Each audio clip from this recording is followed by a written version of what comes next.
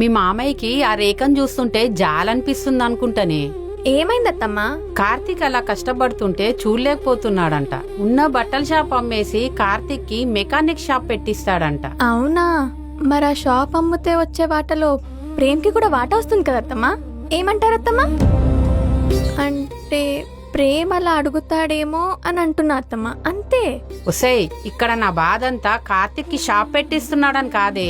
ఆ రేఖ నాకు కోడలుగా వద్దు. మంచి మంచి సంబంధాలు వస్తున్నాయే నా కొడుకి. వాళ్ళని విడగొట్టి కార్తీక్ కి వేరే పెళ్లి చేద్దాం అనుకుంటే మీ మామయ్యనేమో షాప్ పెట్టి వాళ్ళని సెటిల్ చేద్దాం అనుకుంటున్నాడే. ఏం చేయాలో ఏం అర్థమవుతలేదు. హలో తమ్ముడు, ఎలా ఉన్నావురా? బాగున్నానక్క, నువ్వెలా ఉన్నావు? నేను బానే ఉన్నానురా. అక్క, కాలేజ్ లాస్ట్ సెమిస్టర్ ఫీజు కట్టాలి. ఒక్క 5,000 ఉంటే ఇస్తావా అక్క? 5,000రా? నా దగ్గర కూడా లేవురా. ఇంట్లో అడిగినా అక్క, లేవన్నారు. ఏం చేయాలనో అర్థం కావట్లేదు. సరేరా, సాయంత్రం ఆఫీస్ దగ్గర ఎవరినైనా అడిగి అడ్జస్ట్ చేస్తాను. సరే అక్క.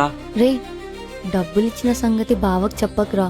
అప్పు చేసి తీసుకుంటున్నాను కదా, మళ్ళీ తిడతాడు. సరే, చెప్పలే అక్క.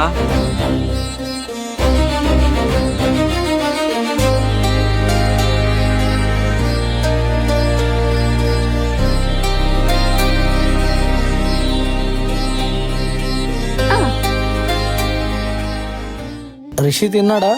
తిన్నాడు, పడుకున్నాడు కూడా అండి. ఇంకా మన ఇంటి లోన్ తీరడానికి 14 సంవత్సరాలు పడుతుందిరా. షాప్లో బిజినెస్ కూడా సరిగ్గా నడవట్లేదురా. నా బట్టల షాప్ అమ్మేసి వచ్చిన డబ్బులతో కార్తీక్ కి మెకానిక్ షెడ్ పెట్టిద్దాం అనుకుంటున్నాను. ఆ వచ్చిన డబ్బులతో ఇద్దరు చెరిసమానంగా లోన్ కట్టుకోండి. మిగిలిన డబ్బులతో ఫ్యామిలీ మొత్తానికి ఇన్సూరెన్స్ తీసుకుందాం.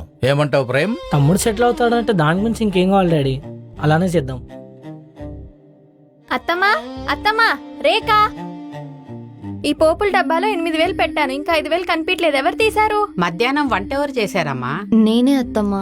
ఓహో, మధ్యాహ్నం మీ తమ్ముడు కాల్ చేస్తే డబ్బులు అడిగితే ఇస్తా అన్నావు కదా, మర్చిపోయాను.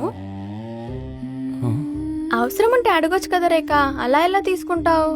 సరేలే, నీకు కుదిరినప్పుడు ఇవ్వు. నేనెందుకు డబ్బులు తీసుకుంటానక్క? నాకేం అవసరం?